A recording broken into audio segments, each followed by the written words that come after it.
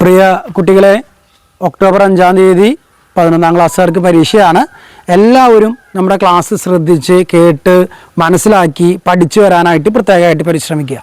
നമ്മൾ 3-ാം പാഠത്തിൽ നമ്മൾ പറയുന്ന ഒരു കാര്യത്തെക്കുറിച്ച് പറയുകയാണ്, വിശ്വാസം. അതായത് ക്രിസ്തീയ വിശ്വാസവും ഉള്ളടക്കവും സവിശേഷതകളും. എന്തൊക്കെയാണ് ക്രിസ്തീയ വിശ്വാസത്തിൻ്റെ ഉള്ളടക്കം, അതുപോലെ സവിശേഷതകൾ? പ്രിയ കുട്ടികളെ, വിശ്വാസം എന്നത് പ്രത്യാശിക്കുന്നവ ലഭിക്കുമെന്നുള്ള ഉറപ്പും കാണപ്പെടാത്തത് ഉണ്ടെന്നുള്ള ബോധ്യമാണെന്ന് നമുക്കറിയാം. അപ്പോൾ വിശ്വാസത്തിൻ്റെ പല സവിശേഷതകളുണ്ട്. വിശ്വാസം എന്ന് പറയുന്നത് ദൈവത്തിൻ്റെ ദാനമാണ്. വിശ്വാസം എന്ന് പറയുന്നത് ഒരു രഹസ്യമാണ്. വിശ്വാസം എന്ന് പറയുന്നത് മനുഷ്യൻ്റെ പ്രവൃത്തിയാണ്. മനുഷ്യനും ദൈവവുമായിട്ടുള്ള ബന്ധത്തിൻ്റെ ഒരു പ്രവൃത്തിയാണ്. വിശ്വാസം എന്ന് പറയുന്നത് യുക്തിയുമായിട്ടുള്ള പരസ്പര പൂരകമാണ്. അതുപോലെ തന്നെ വിശ്വാസം നമ്മുടെ സംരക്ഷിക്കേണ്ട ഒരു ദാനമാണ്. വിശ്വാസം നിത്യരക്ഷയ്ക്ക് ആവശ്യമാണ്. ഇങ്ങനെ ചെറിയ പോയിന്റുകൾ നമ്മൾ വിശ്വാസത്തെക്കുറിച്ച് പറയുന്നുണ്ട്. ഇനി ഏറ്റവും പ്രധാനപ്പെട്ട ഈ പാഠത്തിലെ ഏറ്റവും പ്രധാനപ്പെട്ട ഒരു പോയിന്റാണ് ക്രിസ്തീയ വിശ്വാസവും അതിൻ്റെ വിശ്വാസ സംഹിതയുടെ ഉള്ളടക്കം എന്ത്. പ്രത്യേകം ശ്രദ്ധിച്ചോളാം.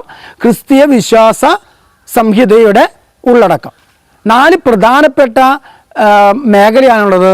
ഒന്ന്, വിശ്വസിക്കുക എന്ന് പറഞ്ഞു കഴിഞ്ഞാൽ വിശ്വാസ പ്രമാണം. നമ്മുടെ വിശ്വാസം എന്താണെന്ന് ചോദിച്ചാൽ ഒറ്റ വാക്കുള്ളൂ, അത് വിശ്വാസ പ്രമാണം.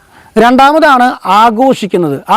എന്താ ആഘോഷിക്കുന്നതെന്ന് പറഞ്ഞു കഴിഞ്ഞാൽ നമ്മൾ ആരാധനക്രമം അല്ലെങ്കിൽ മറ്റ് ആഘോഷിക്കുന്ന ഒരുപാട് കാര്യങ്ങളുണ്ട്. ആരാധനക്രമം, കൂദാശകൾ, യാമപ്രാർത്ഥനകൾ, ഇതൊക്കെയാണ് എന്ത് ആഘോഷിക്കുന്നത്. മൂന്നാമത്തെ കാര്യമാണ് ജീവിക്കുന്നവ.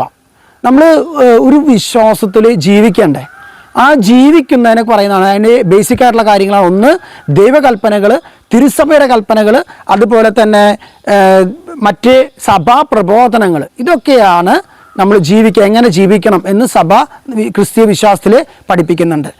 മൂന്നാമത്തെ കാര്യമാണ് പ്രാർത്ഥിക്കുന്നത്. എങ്ങനെയാണ് നമ്മൾ പ്രാർത്ഥിക്കുന്നത്? ഈശോ നമുക്ക് നല്ലൊരു പ്രാർത്ഥന പഠിപ്പിച്ചു തന്നിട്ടുണ്ട്. സ്വർഗസ്ഥനായ പിതാവേ എന്നുള്ള പ്രാർത്ഥന.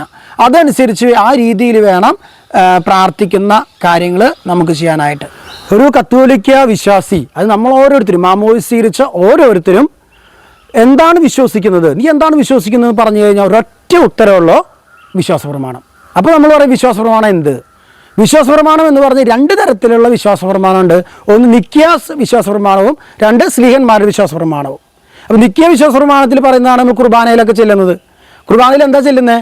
നിക്യ വിശ്വാസ പ്രമാണത്തിൽ പറയുകയാണ് ഞങ്ങൾ വിശ്വസിക്കുന്നു. സ്ലീഹന്മാരുടെ വിശ്വാസ പ്രമാണത്തിൽ പറയുന്നത് എന്താ? നമ്മൾ സാധാരണ ചെല്ലുന്നത് ഞാൻ വിശ്വസിക്കുന്നു. ഈ 2 പ്രത്യേകതകളാണുള്ളത്. ബാക്കി 12 പ്രധാനപ്പെട്ട വിശ്വാസ സത്യങ്ങൾ ഏറ്റുപറയുന്നതാണ് വിശ്വാസ പ്രമാണം. ഏറ്റവും പ്രധാനപ്പെട്ട ഒന്നാമത്തെ പോയിന്റ്. അപ്പോൾ ഈ പറയുന്ന 4 കാര്യങ്ങൾ, ഒന്ന് നമ്മൾ വിശ്വസിക്കുന്നവ, ജീവിക്കുന്നവ, ആഘോഷിക്കുന്നവ, പ്രാർത്ഥിക്കുന്നവ. ഈ 4 കാര്യങ്ങളെക്കുറിച്ച് പറയുന്ന ബുക്കിൻ്റെ പേരാണ് കത്തോലിക്ക സഭയുടെ മതബോധന ഗ്രന്ഥം. ഒന്ന് ശ്രദ്ധിച്ച്, കത്തോലിക്ക സഭയുടെ നമ്മുടെ ടെക്സ്റ്റ് ബുക്കിൽ പലപ്പോഴും CCC, UCAT അങ്ങനെ പറഞ്ഞിട്ടുള്ള ചില ഭാഗങ്ങൾ കാണും. അതാണ് കത്തോലിക്ക സഭയുടെ മതബോധന ഗ്രന്ഥം. നമുക്കറിയാം ഇന്ത്യക്ക് ഒരു ഭരണഘടനയുണ്ട്. ഇന്ത്യയുടെ ഭരണഘടന അനുസരിച്ചിട്ടാണ് നമ്മൾ പോകുന്നത്. ഒരു ലോ ഉണ്ട് ഇന്ത്യക്ക്. അത് അനുസരിച്ചിട്ടാണ് ഇന്ത്യയിൽ ഓരോരുത്തരും ജീവിക്കേണ്ടത്.